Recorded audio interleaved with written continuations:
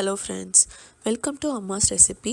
இன்றைக்கி நம்ம cauliflower kurma with ragi dosa எப்படி பண்ணுறதுன்னு பார்க்கலாம். இதுக்கு முதல்ல நம்ம காலிஃப்ளவரை இந்த மாதிரி சின்ன சின்னதாக கட் பண்ணிவிட்டு சுடு தண்ணி வச்சுட்டு அதில் 10 நிமிஷம் போட்டு எடுத்து வச்சுருங்க.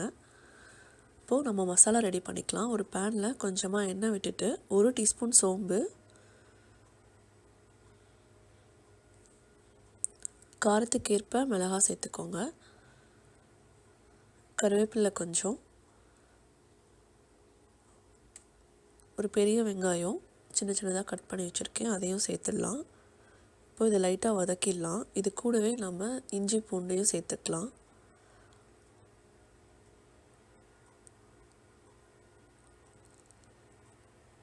இப்போ இது வதங்கிடுச்சு. இது கூட ஒரு தக்காளி கட் பண்ணி வச்சுருக்கேன், அதையும் சேர்த்துடலாம்.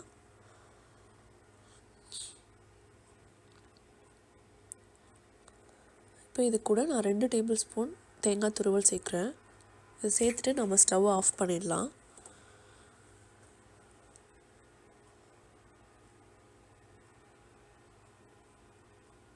இதை லைட்டாக மிக்ஸ் பண்ணி விட்டுட்டுங்க.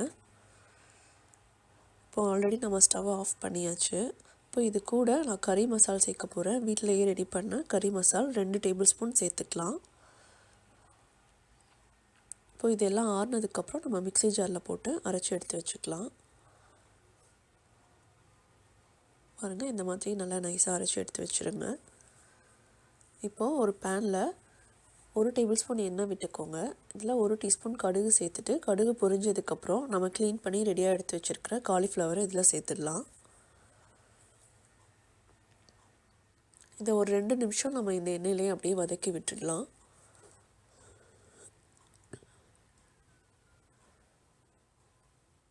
நீங்கள் ஒரு வேளை இஞ்சி பூண்டு பேஸ்ட் தனியாக பண்ணி வச்சுருக்கீங்க அப்படின்னா நீங்கள் இந்த டைமில் இந்த காலிஃப்ளவர் கூடயே சேர்த்து லைட்டாக வதக்கிட்டிங்கன்னா நல்ல வாசனையாக இருக்கும். இப்போது நம்ம அரைச்சி வச்சுருக்க மசாலாவை இதில் சேர்த்துடலாம். இந்த குழம்புக்கு தேவையான தண்ணியையும் சேர்த்துடுங்க.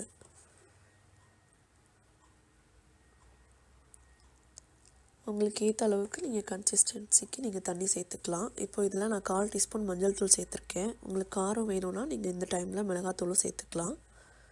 இப்போது இந்த குழம்புக்கு தேவையான உப்பு போட்டாச்சு.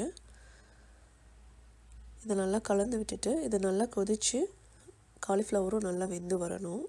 பாருங்கள், நல்லா கொதிக்க ஆரம்பிச்சிருச்சு. காலிஃப்ளவரும் நல்லா வெந்துருச்சு. இப்போது நம்ம கொத்தமல்லி தழை தூவிட்டு நம்ம ஸ்டவ் ஆஃப் பண்ணிடலாம். நமக்கு சுவையான காலிஃப்ளவர் குருமா ரெடி ஆகிடுச்சு. இப்போது நம்ம ராகி தோசை எப்படி பண்ணுறதுன்னு பார்க்கலாம். நான் இன்றைக்கி இட்லி மாவு கொஞ்சம் எடுத்து வச்சுருக்கேன். இதே அளவுக்கு நான் ராகி மாவு இதில் சேர்க்க போகிறேன். நீங்கள் கொஞ்சம் ராகி மாவு குறைச்சி சேர்த்திங்கன்னா இன்னும் சாஃப்டாக வரும் தோசை.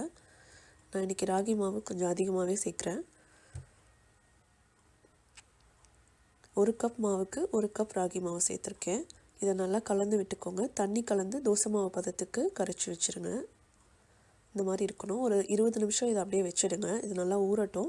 அதுக்கப்புறம் இன்னும் கொஞ்சம் தண்ணி வேணும்னா சேர்த்துட்டு இந்த மாதிரி தோசை ஊற்றிக்கோங்க.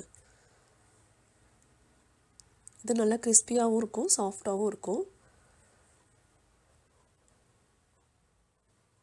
உங்களுக்கு ஏற்ற மாதிரி நீங்கள் ஊற்றிக்கலாம்.